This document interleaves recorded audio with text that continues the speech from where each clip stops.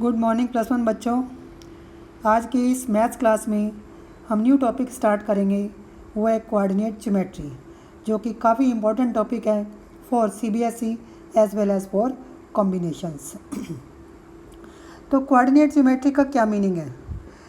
It is a combination of algebra and geometry. मतलब geometry को algebraically prove करना is called coordinate geometry.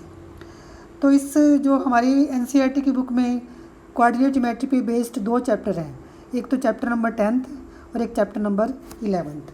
Chapter number 10th में हम सारा स्ट्रेट लाइंस के बारे में डिस्कस करेंगे और चैप्टर नंबर 11th में हम circles, parabola, ellipse and hyperbola के बारे में डिस्कस करेंगे। तो अभी तक हमारे 9 चैप्टर कंप्लीट और डिस्कस हो चुके हैं, तो एक बार आप उनको आर डी शर्मा से भी कर सकते हैं। तो ये जो टॉपिक है, ये जो कोऑर्डिनेट ज्योमेट्री है, ये कोई न्यू टॉपिक नहीं है आपके लिए। आपने इसके basics, coordinate axis, coordinate planes, distance formula, section formula, area of triangle, ये सब आपने क्लास 10th में सारा किया हुआ है। ठीक है, तो एक बार हम इसकी क्विक रिवीजन कर लेते हैं। Let us start with the introduction.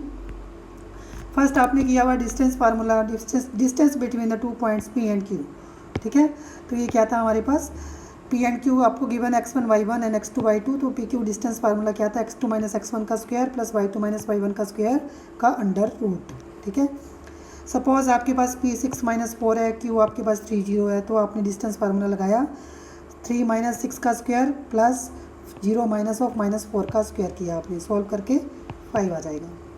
और सेक्शन फार्मूला किया हुआ आपने, एक कोई पॉइंट आर है आपके पास, पी क्यू सेगमेंट को इंटरनली m/n के रेशियो में डिवाइड करेगा, तो आपने एक्स आर पॉइंट की कोऑर्डिनेट्स निकालने हैं। तो वो क्या होंगे, x is equal to mx2 cross करना है, mx2 क्रॉस, ठीक है, प्लस ऐसे mx2 प्लस nx1 ऐसे upon m plus n।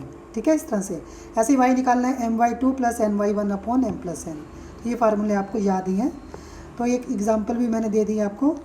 If r divides A B segment internally in the ratio 1:3, तो x के कोऑर्डिनेट्स क्या होंगे, क्रॉस करना है 1 into minus 3 plus 3 into 1 upon 1 plus 3 is equal to 0। इसी तरह से आपने y कोऑर्डिनेट निकालना है, तो ये भी 0 आ जाएगा। और यदि m is equal to n होगा तो r क्या बन जाएगा, मिड पॉइंट बन जाएगा। तो x1 plus x2 upon 2, y1 plus y2 upon 2। इसके बाद एरिया ऑफ ट्रायंगल ABC, तीनों के कोऑर्डिनेट्स गिवन है आपको, तो ये फार्मूला आपने किया हुआ है हाफ। देखो साइक्लिकली चेंज कर दो, पहले x1 x2 x3 है, फिर x1 y2 y3, x2 y3 y1, x3 y1 minus y2 ऐसे। ठीक है, x1 into y2 minus y3 plus x2 into y3 minus y1 plus x3 into y1 minus y2। मतलब cyclically change हो रहा है, 1 2 3 आ रहा है ऐसे, फिर 2 3 1 ऐसे आएगा आपके पास, 3 1 एंड 2। इस तरह से साइक्लिकली आप याद रख सकते हैं। और याद नहीं रखना आपने तो सबसे सिंपल फार्मूला आपको मैं बता देती हूँ, x1 y1 x2 y2 ऐसे लिख लो आप इसको, फिर से x1 y1 लिख लो दोबारा से। अब क्रॉस लगाने हैं आपने, देखो कैसे, x1 को y2 से मल्टीप्लाई करना है, फिर माइनस y1 x2, ये फर्स्ट ब्रैकेट कंप्लीट। फिर इसके बाद x2 y3 minus y2 x3 second complete, फिर x3 y1 minus y3 x1 third complete. इस तरह से आप कर सकते हैं यदि फार्मूला याद नहीं है तब भी। इसी तरह से सपोज एग्जांपल है आपको, x1 y1 4 4 है, 3 माइनस 2 है, माइनस 3 16 है, तो ये भी मैंने इसी मेथड से, ठीक है, पहले लिख दिए मैंने कोऑर्डिनेट्स, इसके बाद ये अप्लाई कर दिया। तो इसको आप अप्लाई करेंगे तो आपके पास 27 आ जाएगा। और यदि एरिया ऑफ ट्रायंगल 0 होगा तो पॉइंट्स आर कोलिनियर, एक ही पॉइंट में एक ही लाइन पर वो पॉइंट्स वो लाई कर रहे हैं। तो अब हमारा जो मेन टॉपिक स्टार्ट होता है, स्लोप ऑफ ए लाइन। तो ये काफ़ी सिंपल है, जैसे कि स्लोप वर्ड से भी पता है, स्लोप क्या होती है, एंगल होता है एक। ठीक है, तो ये एंगल हमने लिया थीटा, लाइन मैंने ली एल, तो स्लोप ऑफ ये नॉन वर्टिकल लाइन है, मतलब कि ना हॉरिजॉन्टल है ना वर्टिकल है। ठीक है, नॉन वर्टिकल लाइन है। ठीक है, ऑब्लिक लाइन कहते हैं इसको, कौन सी कहते हैं, ऑब्लिक लाइन की जो स्लोप है दैट इज़ थीटा। मैंने एंगल, सपोज ये थीटा एंगल बना रहा है, तो इसका जिसकी स्लोप होगी टैन थीटा। क्या होगी, टैन थीटा। जो थीटा मैंने लिया वो कौन सी डायरेक्शन में है, वो एंटी क्लॉकवाइज डायरेक्शन में है। तो इसको ग्रेडियंट ऑफ ए लाइन भी कहते हैं। क्या कहते हैं, ग्रेडियंट ऑफ ए लाइन। तो यदि थीटा 0 होगा आपका, थीटा 0 होगा तो फिर तो ये एक्स एक्सिस ही बन जाएगा। तो इट मीन्स ये slope of the x axis क्या हो जाएगी 0, और थीटा 90 होगा तो tan 90 क्योंकि डिफाइंड ही नहीं होता, तो slope of Y axis is not defined. तो आपने 3 बातें नोट करनी है। Slope of a non vertical line is defined to be tan theta, slope of X axis is 0 and slope of Y axis is not defined. इसके बाद जो काफ़ी important topic है, एक लाइन आपके पास 2 पॉइंट्स पी एंड क्यू में से पास कर रही है, तो उसकी स्लोप बतानी है क्या होगी। ठीक है, तो मेरे पास पी पॉइंट x1 y1 है, क्यू पॉइंट मेरे पास x2 y2 है। ठीक है, ऐसे ले लेना आपने। एक लाइन मैंने एल ले ली। ठीक है, ये थीटा एंगल बना रही है जैसे कि मैंने लिया हुआ पहले ही, ये थीटा बना रही है। तो क्यू पॉइंट से परपेंडिकुलर ड्रॉ किया। ठीक है, तो एक तो ये जो सा है, और पी पॉइंट से भी परपेंडिकुलर ड्रॉ कर दो आप। तो ये एक्स एक्सिस को कहाँ पर मीट करता है, पी जोन से एस पर मीट करेगा, क्यू जोन से आर पर मीट करेगी। ठीक है, ये जो मैंने येलो शेड किया ये राइट एंगल ट्रायंगल बन रही है। तो इस जो लाइन की एल लाइन की स्लोप क्या आपके पास tan थीटा, बस वही लिखा मैंने tan थीटा। अब ये जो राइट एंगल ट्रायंगल बन रही है क्यू एम पी जो बन रही है, ठीक है, जो मैंने येलो शेड किया है, तो इसमें tan थीटा क्या होता है, M Q perpendicular upon base P M. अब जो एम क्यू डिस्टेंस है सारा, ठीक है, एम क्यू डिस्टेंस की निकालना कितना है। अब देखो आप जो y2 है, क्यू आर क्या आपका y2 है, ये सारा y2 है, और पी एस क्या है सारा, ये y1 है, और जो एम आर आपका ये भी y1 हो गया पैरेलल टू पी एस है। ठीक है, पहले ही सारा पता होना चाहिए आपको। तो जो क्यू आर आपका y2 था, ठीक है, एम आर आपका y1 है, तो क्यू एम कितना होगा फिर, Q M is Q R minus M R. ठीक है, मतलब ये हो जाएगा आपका y2 माइनस y1। इसी तरह से पी एम डिस्टेंस निकालें आप, P M parallel to S R है, ये जो पी एम है this is parallel to S R. अब ओ आर कितना आपका x2 है, और ओ एस कितना आपका x1 है, तो पी एम क्या है, P M is parallel to S R. ठीक है, ऐसे करना है। एस आर क्या आपका O R minus O S, मतलब कि y2 minus y1 upon x2 minus x1 आ गया, बस हो गया सिंपल। ठीक है, तो स्लोप क्या होगी, y2 जो difference between the y coordinates minus difference between the x coordinates, तो y2 minus y1 upon x2 minus x1। जब आपके पास कोई लाइन 2 गिवन पॉइंट में से पास कर रही होगी तो इस तरह से आपने स्लोप निकालनी है। तो ये आ गया tan थीटा। ऐसे इसको याद कर लेना आप बच्चों, ये काफ़ी इंपॉर्टेंट है। ठीक है, y2 minus y1 upon x2 minus x1।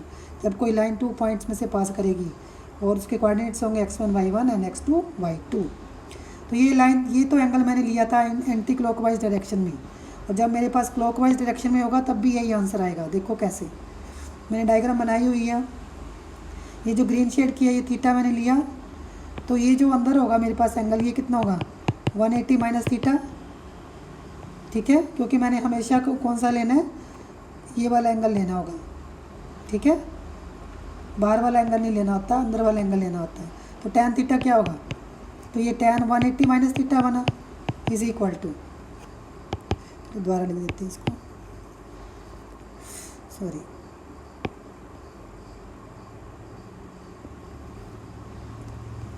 tan 1, इसमें भी आपको सारे लाइनें पता होनी चाहिए। 180 minus theta is equal to क्या होगा, इसमें भी देखो येलो शेड मैंने कर दिया। ठीक है, तो इसमें भी जो है ये बनेगा M Q upon P M. अब एम क्यू डिस्टेंस निकालना है आपने। एम क्यू डिस्टेंस क्या है, ये वाला डिस्टेंस, ये भी वही y2 माइनस y1 बनेगा upon P M distance is parallel to R S. ठीक है, ओ अब आपका ओ एस कितना है, ये आपका x1 अब चेंज हो गया, और ओ आर कितना आपका ये x2 है, तो ये बनेगा x1 माइनस x2 बनेगा।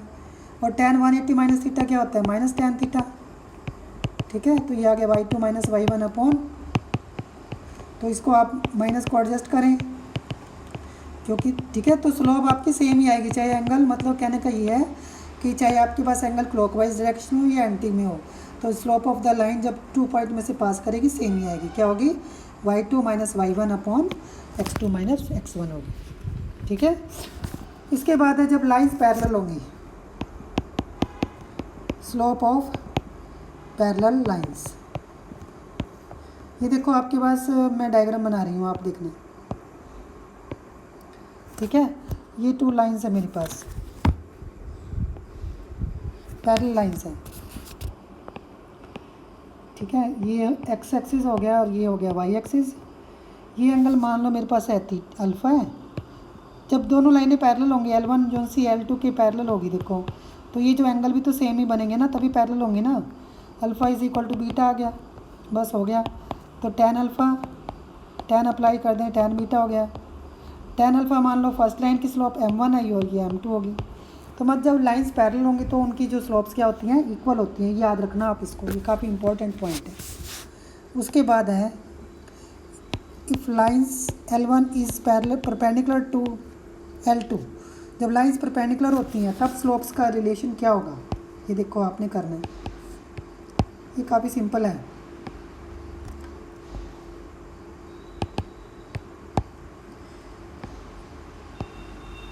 ऐसे ही, ठीक है। ये अब लाइन मैं लेती हूँ इसमें, सपोज ये लाइन L1 है, ठीक है, और ये लाइन L2 इस पर क्या है, परपेंडिकुलर है ऐसे। तो ये मान लो एंगल बना रही है आपका बीटा L2 और ये बना रही है अल्फ़ा, ठीक है। ये जो ट्रायंगल बनी है, आप ये येलो शेड वाली फिर से वही ट्रायंगल देख रहे हैं, ये आपने एक्सटीरियर एंगल वाला फार्मूला किया हुआ है ना, वही लगाना है इसमें आपने। तो ये एंगल 90 का है, तो ये भी एंगल तो 90 का ही होगा, ठीक है। तो जो ये जो ट्रायंगल बन रही है मेरे पास, PQR ही ले लेती हूँ, चलो मैं इसको। तो जो एंगल बीटा है मेरे पास वो कितना है, एंगल अल्फ़ा प्लस 90 डिग्री हो गया ना, ठीक है, क्योंकि ये एक्सटीरियर एंगल हो गया ना ट्रायंगल का, बस हो गया आपका। तो इट मीन्स tan बीटा फिर क्या होगा, tan beta is equal to tan 90 plus alpha is equal to minus cot alpha हो गया, या -1/tan अल्फ़ा कर दें आप, तो tan alpha into tan beta is equal to -1 हो गया फिर तो tan अल्फ़ा क्या है, slope of first line m1, tan beta slope of second line. तो if the lines are perpendicular तो प्रोडक्ट ऑफ स्लोप्स इज़ -1। याद रखना बच्चों आप इसको, ये काफ़ी इंपॉर्टेंट है। The lines are parallel slopes are equal and if lines are perpendicular product of slopes is equal to -1। ये काफ़ी इंपॉर्टेंट पॉइंट है, ठीक है। इसके बाद ये आपके पास इसका एग्जाम्पल एक लास्ट में हम करेंगे, ठीक है। उससे आपको स्लोप्स भी क्लियर हो जाएंगी, सारा कुछ क्लियर हो जाएगा उसमें। 2 एग्जाम्पल्स करेंगे अभी। इसके बाद है जो काफ़ी इम्पोर्टेंट हमारा है एंगल बिटवीन 2 लाइंस।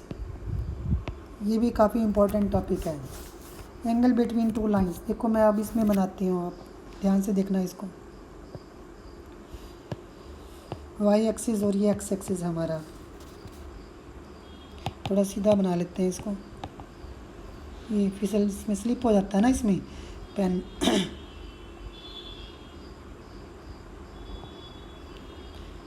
ये वाई एक्सिस है और ये एक्स एक्सिस हो गया आपका, ठीक है। ध्यान से करना बच्चों इसको आप। अब इसमें ये देखो, ये लाइन मैंने ली एक, ठीक है, L1 लाइन। जब मैंने लाइन ली तो साथ ही मैं इसका एंगल भी ले लेती हूँ अल्फ़ा 1, ठीक है। और फिर मैंने दूसरी लाइन ली ऐसे, ये L2 लाइन है, इसका एंगल मैंने ले लिया अल्फ़ा 2, ठीक है। अब ये 2 लाइनें बनी है, ठीक है। एक तो ये वाला अंदर वाला एंगल है मेरे पास, इसको थीटा ले लेती हूँ। मान लो ये थीटा पे इंटरसेक्ट कर रही हैं, तो ये बाहर का एंगल हो जाएगा 180 माइनस थीटा, ठीक है। क्लियर। तो आपको दोनों इसमें रिजल्ट करा देते हैं। जब थीटा आपके पास, जब जैसे इंटीरियर में होगा एंगल, ठीक है, तब दोनों के बीच में थीटा एंगल बन रहा है ना, वही सेम अल्फ़ा 2 के आपके पास वही येलो ट्रायंगल जैसे कि मैंने पहले भी बनाई है। PQR लिख देती हूँ फिर से इसको, येलो ट्रायंगल मैं शेड कर रही हूँ, देखो फिर से देख रहे हो बच्चों आप इसको। तो ये जो अल्फ़ा 2 है फिर से वही अल्फ़ा 1 प्लस थीटा हो गया। तो थीटा मेरे पास कितना आ गया, अल्फ़ा 2 माइनस अल्फ़ा 1। अब टेंजेंट अप्लाई करें इस पर, tan theta is equal to tan alpha 2 minus alpha 1, तो ये बन जाएगा tan alpha 2 minus tan alpha 1 upon 1 plus tan alpha 2 into tan alpha 1, मतलब कि ये बना tan अल्फ़ा 2 स्लोप हो गया m2 minus m1 upon 1 plus m2 m1।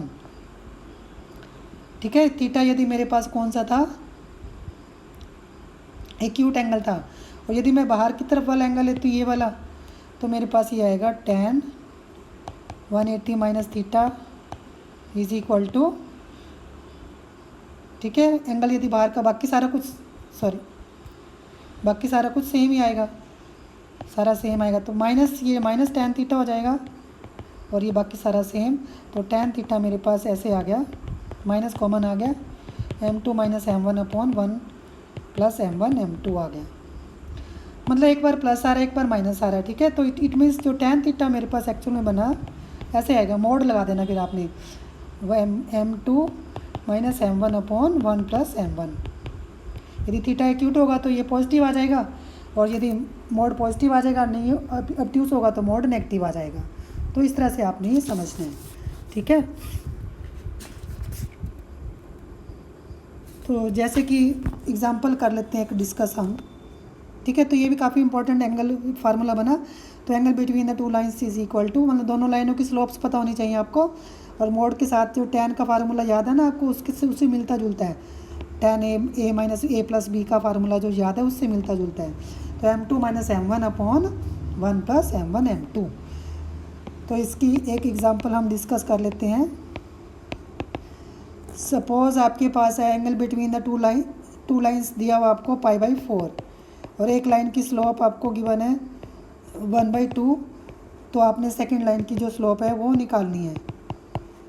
तो लगा दें ये फार्मूला जो मैंने अभी लिखा है, तो tan π/4 is equal to m minus 1/2 upon 1 plus m/2। ठीक है, इसको हम सॉल्व करेंगे तो tan π/4 की वैल्यू 1 होती है, मोड खोलेंगे तो एक बार आपने प्लस की वैल्यू लेनी है, ठीक है, एक बार आपने माइनस की लेनी है, तो आपके पास एक बार m की वैल्यू 3 आएगी और एक बार m की वैल्यू सॉल्व करके माइनस 1/3 आएगी। तो इस तरह से आपने इसको करना था। ठीक है, तो एक बार एंगल 45 का बनेगा, एक बार एंगल, ठीक है, कितना बनेगा, मतलब कि ये एक बार आपके पास ये एंगल बनेगा 45 का, एक बार 135 का। ठीक है, स्लोप ऑफ द लाइन ऐसे इस तरह से बनेंगी लाइनें। ठीक है, और एग्जांपल कर लेते हैं, एक सेकंड एग्जांपल और कर लेते हैं। Line through the points -2, 6 and 4, 8 are perpendicular to the line through the points. एक लाइन इन दोनों में से जो पास कर रही है ऐसे, ठीक है, वो इसके परपेंडिकुलर है। ये लाइन पास कर रही है 8, 12 एंड x 24 में से। तो कह रहा है कि x की वैल्यू निकालो। तो बड़ा सिंपल है, पहले आप इस लाइन की स्लोप निकालें 2 पॉइंट फॉर्म से, फिर इसकी स्लोप निकालें सेकंड लाइन की, क्योंकि लाइंस परपेंडिकुलर है तो प्रोडक्ट ऑफ स्लोप्स क्या करना है आपने, -1 करना है। तो फर्स्ट लाइन की स्लोप निकालेंगे m1, मैंने बताया था आपको 2 पॉइंट फॉर्म से, 8 - 6, इन दोनों के y कोऑर्डिनेट्स को सब्ट्रैक्ट करना है अपॉन 4 - 2, तो ये आ जाएगा सॉल्व करके 1/3। सेकेंड लाइन की स्लोप निकालें y2 - y1 करके, 24 - 12 upon x - 8 is equal to, ये आपका m2 आ गया। अब क्योंकि लाइंस परपेंडिकुलर है आपके पास, तो आप इसमें लगा दें m1 m2 is equal to -1, 1/3 into ये आ जाएगा 12 upon x - 8 is equal to -1, solve करके x की वैल्यू 4 आ जाएगी। ठीक है, तो ये थे आपके 10.1 से पहले की सारी थ्योरी। ठीक है, तो अब जो नेक्स्ट थ्योरी है वो नेक्स्ट क्लास में हम करेंगे, इसको पार्ट्स में करेंगे हम, क्योंकि अदरवाइज़ आप फिर काफ़ी बोर हो जाओगे इससे, और इसको समझना भी आपके लिए मुश्किल हो जाएगा। तो बच्चों आप 10.1 आप एक्सरसाइज ट्राई करके आना। सबसे पहले मैं इसमें सारे थ्योरी जो सी है वो डिस्कस करूँगी, इसके बाद फिर हम सारी एक्सरसाइजेज डिस्कस करेंगे, ताकि जो थ्योरी है हमारी बार बार रिवाइज़ होती रहे, फार्मूले आपके बार बार रिवाइज़ होते रहें, और आपको जो है ज्योमेट्री बहुत अच्छे से समझ में आ जाए। ठीक है, तो आप 10.1 ट्राई करके आना। ठीक है, तो उसके बाद हम नेक्स्ट क्लास में नेक्स्ट पार्ट इसका डिस्कस करेंगे। Thank you very